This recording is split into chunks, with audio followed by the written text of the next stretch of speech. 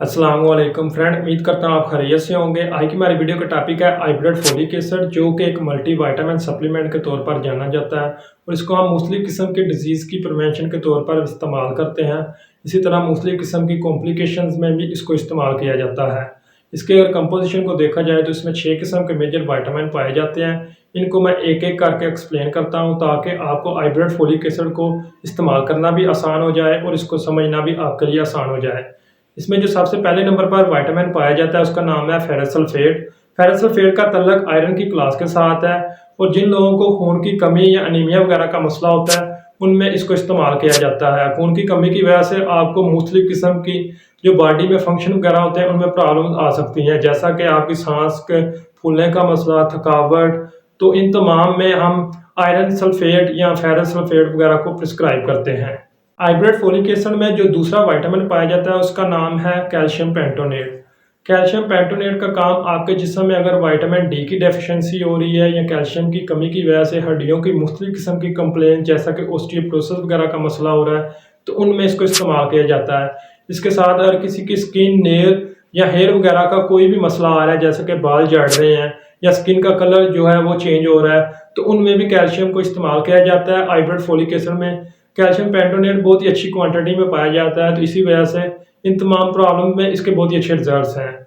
इसके साथ तीसरे नंबर पर अगर विटामिन को देखा जाए तो वो फोलिक एसिड है। फोलिक एसिड को हम प्रेगनेंसी विटामिन भी कहते हैं क्योंकि फीमेल को प्रेगनेंसी में इसकी बहुत ज़्यादा ज़रूरत होती है। इसी वजह से ज़्यादातर डॉक्टर प्रेगनेंसी में आईब्लड फोलिक एसिड को प्रिस्क्राइब करते हैं क्योंकि इसमें इसके बहुत ही अच्छे रिजल्ट्स हैं। इसके साथ अगर किसी को फोलिक एसिड की कमी की वजह से अनीमिया वगैरह का मसला हो रहा है, फोलेट की कमी की वजह से अनीमिया हो रहा है, तो उनमें भी इसको इस्तेमाल किया जाता है। ये बहुत ही अच्छा रिजल्ट प्रोवाइड करती है।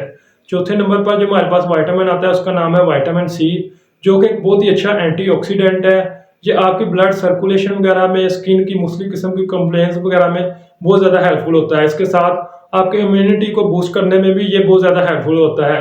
जिन लोगों की इम्यूनिटी वीक होती है उनको बहुत जल्द इन्फेक्शन वगैरह होने का मसला होता है, तो उन लोगों में भी इसको इस्तेमाल किया जाता है ताकि किसी भी किस्म की डिजीज़ वगैरह ना हो। तो डिजीज़ प्रिवेंशन के तौर पर भी इसको इस्तेमाल किया जाता है। पाँचवें नंबर पर नियासिनामाइड विटामिन इसमें पाया जाता है।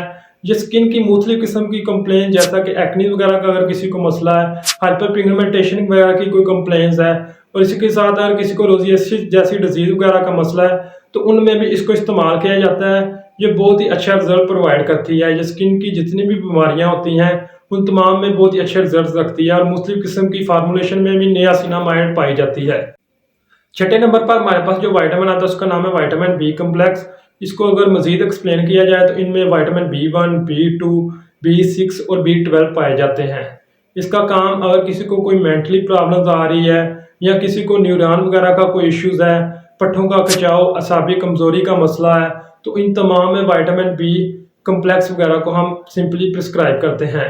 इसके साथ विटामिन B12 की वजह से अगर किसी को खून की कमी हो रही है तो उनमें भी इसको इस्तेमाल किया जाता है। इनमें इसके बहुत ही अच्छे रिजल्ट्स हैं।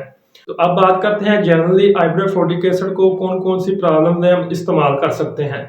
अगर किसी के जिस्म में बहुत ज़्यादा थकावट हो रही है, विटामिन का लेवल कम हो रहा है, ग़िज़ा मुतवाज़न नहीं कोई ले रहा, तो उनमें इसको इस्तेमाल किया जाता है। अब बात करते हैं इसके तरीका इस्तेमाल की और डोज की।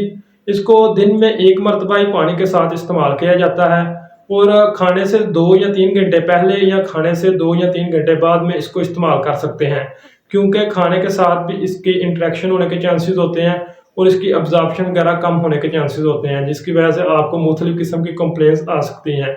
इसके साथ इसको डेयरी प्रोडक्ट, चाय, दूध, कॉफ़ी वगैरह के साथ इस्तेमाल मत कीजिए, क्योंकि इनके इस्तेमाल से भी इसकी अब्जॉर्प्शन प्रॉपरली सही नहीं हो पाती और इसके जो रिजल्ट्स वगैरह होते हैं वो भी कम हो जाते हैं।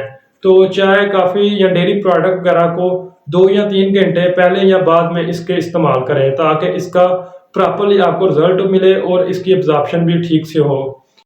इसके अगर साइड इफेक्ट की बात की जाए तो इसके इस्तेमाल से कॉन्स्टिपेशन हो सकती है, अपसेट स्टोमिक वगैरह का मसला आ सकता है, एलर्जी वगैरह हो सकती है।